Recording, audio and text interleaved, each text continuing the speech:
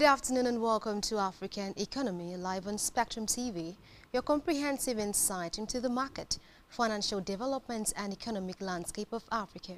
Here's what we are retracking today. Ethiopia powers up Africa's largest hydropower dam despite fierce Egyptian opposition. South Africa economy expands more than anticipated. Morocco breaks into Africa's gold powerhouses with discovery of high-grade deposit. Plus, Kenya introduces first astro-tourism experience in Samburu County. Great to have you for this half-hour show. I am Wangfon Walter. We start off this afternoon from the financial market, specifically the US dollars against other African countries' currency. The US dollars against Nigerian naira is at 1,507.26 kobo,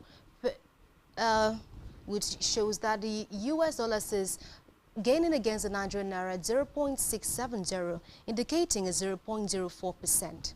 The US dollars against South African rand is at 17 rand, which shows that the US dollars is falling against the South African rand at 0.0032, indicating a percentage of 0.02.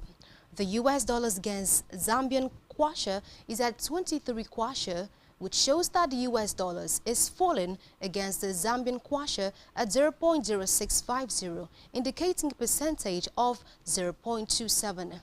The US dollars against Egyptian pound is at 48 pounds, which shows that the US dollars against is falling against the Egyptian pound at 0.1750, indicating a percentage of 0.36.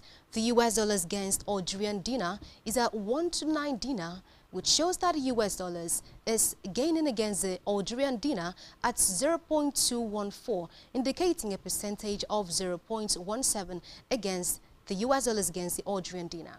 The US dollars against the Angolan kwanza is at 322 kwanza, which shows that the US dollars is falling against the Angolan kwanza at 1.677, indicating a percentage of 0.18%. To the eastern part of the country, where the Kenya recently launched its first specialized astro-tourism experience in Samburu County. Rebecca Maino, the Tourism and Wildlife Cabinet Secretary, said that the fresh initiative ensures an array of experiences for tourists looking to visit the East African state. According to Miano, tourists will be taken on a holistic journey beyond the savannah and into the expanse of space, with guided night sky tours and astrophotography expeditions, as well as informative seminars and starlit campaign experiences. Another objective of these new ideas is to bring in eco-tourists, adventurers, and astronomy enthusiasts looking to connect with nature beneath Africa's brilliant sky. Meanwhile, the Samburu country was chosen given that it is a remote and protected region renowned for its unscarred environment.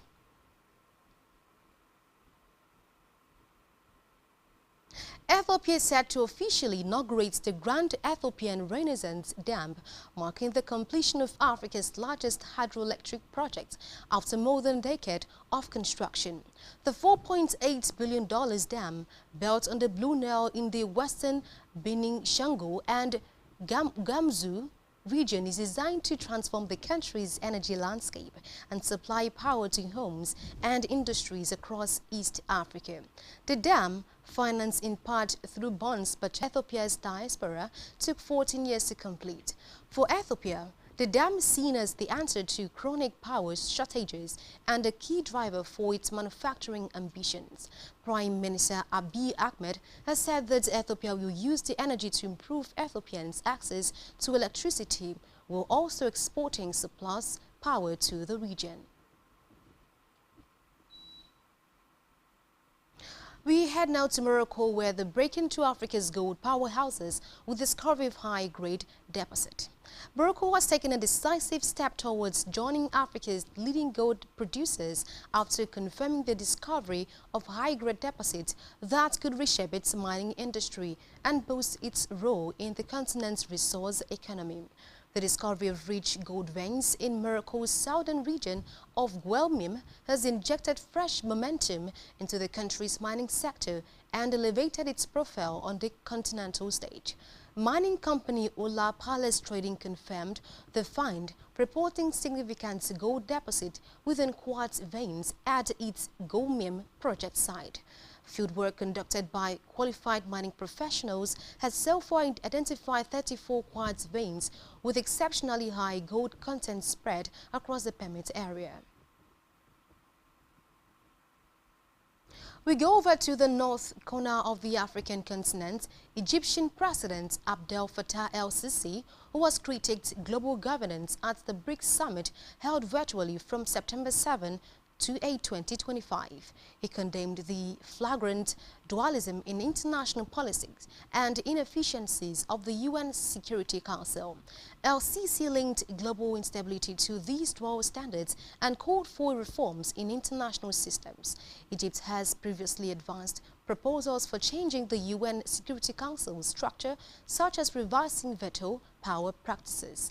During the virtual meeting with other heads of state, including South African Presidents Cyril Ramaphosa, Chinese Presidents Xi Jinping, and Russian President Vladimir Putin, Egyptian President Abdel Fattah el-Sisi seized the occasion to discuss inconsistencies within the UN Security Council.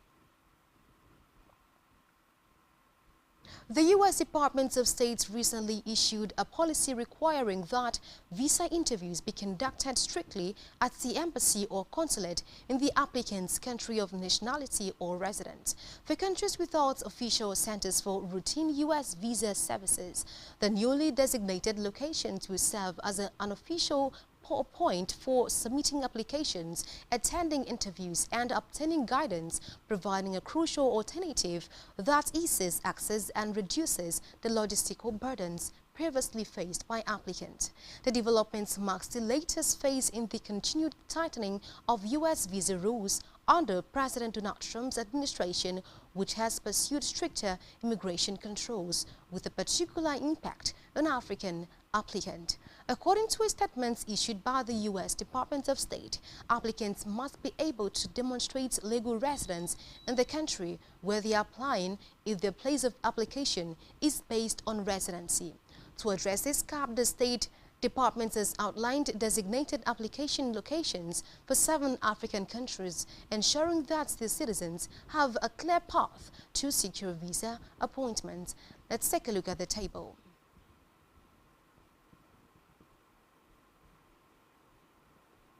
Let's take a look at the table. First on the list is Chad, which shows that the designated location for Chad is now Yaoundé. Second is Libya with Tunis. Third is Niger with Ouagadougou.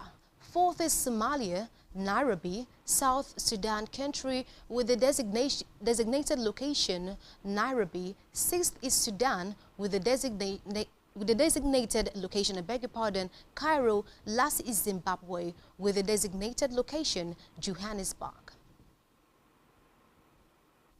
The South African economy grew by 0.8% quarter-on-quarter in the second quarter of 2025, improving on a minimal 0.1% growth in the first quarter and beating forecast of 0.5%. Despite the modest scale, this represents the strongest quarterly growth since second quarter of 2023. 8 out of 10 industries registered growth, with manufacturing of 1.8% contributing the most, followed by mining of 3.7% and trade of 0.7%. The agriculture, forestry and fishing sector saw a 2.5% rise during the period, thanks to stronger activity in both horticulture and animal product. On the expenditure side, stronger household consumption of 0.8% and government spending of 0.7% helped sustain positive momentum.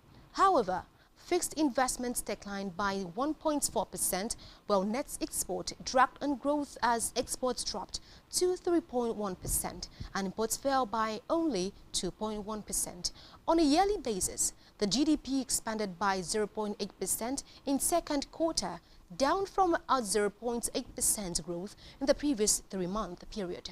Considering the first half of the year, the South African economy advanced by 0.7%.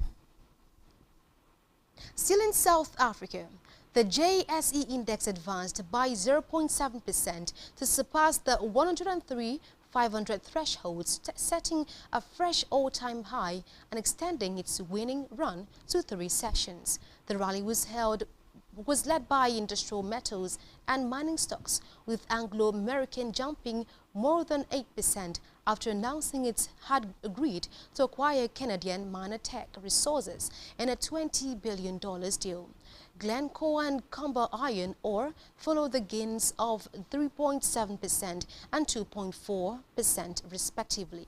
Gold miners Harmony Gold and Anglo Gold Ashanti climbed nearly 2% as gold prices hit new records level. Meanwhile, Spar Group's shares surged to 5.6% after selling its entire stake in its Swiss unit for around 1 billion rand, part of a broad restructuring that has seen its exit several European markets.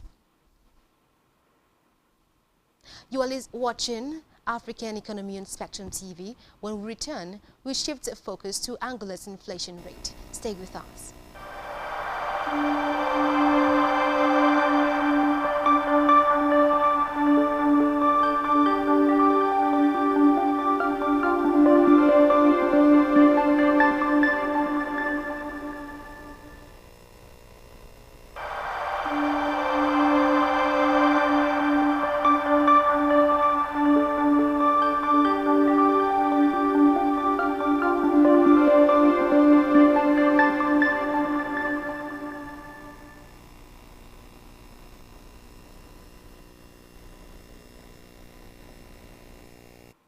Thank you so much for staying with us, and now to the rest of the stories. Angola inflation rate extends downward trend. The annual inflation rate in Angola fell to 18.88% in August 2025, a new low since November 2023, down from July's 19.48%, extending the decline since August 2024. The relative stability of the Kwanza, according to the charts on the screen, along with improved goods availability, has played a key role in easing inflationary pressures. Prices, according to the chart on the screen, slowed down for most CPI items, including food and non-alcoholic beverages at 19.24% and 19.97% in July. Alcoholic beverages and tobacco at 20.55% and 21.82%. Clothing and footwear at 19.64% and 20.90%. Health at 23.69% and 25.12%. Education at 9.90% and 13.90%. Restaurants and hotels at 19.73% and 21.34%, as well as miscellaneous goods and services at 20.54% and 20.78%. On a monthly basis, the CPI rose by 1.09% in August after a 1.47% increase in the prior month. Mozambique's will set up a special purpose vehicle to allow a group of state-owned firms to acquire shares in struggling national airline Linhas Aéreas do Moçambique, the cabinet said in a statement. The entity will be jointly owned by a hydropower producer.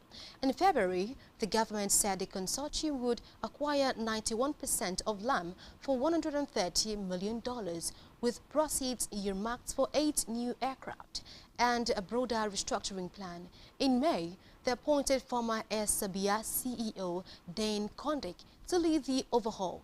Over the past 10 years, the national airline has faced severe financial difficulties, at times operating with only 2 aircraft. The crisis was worsened by corruption schemes involving service acquisitions, leading to debts exceeding $230 million according to a report. It hired South African consultancy Fly Modern Arc in 2023 to stabilize its finances, but terminated the contract the following year. In the fiscal risk reports published last week, the Finance Ministry classified LAM as a high-risk entity whose survival requires direct state intervention. Lastly, in African economy, Nigeria's 650,000 barrel per day Dangote refinery may see its gasoline units remain offline for 2 to 3 months due to repairs, according to industry monitor IIR Energy. The unit has been down since around August 29 following catalyst leaks, while the refinery is targeting a September 20 restart of its 204,000 barrel per day residue fluidized catalytic cracking unit. IIR Energy noted that major repairs and equipment replacement could extend the outage significantly. According to reports, the RFCCU would be offline for at least 2 weeks, raising concerns that the refinery could face the same challenges currently affecting some Middle Eastern port plant.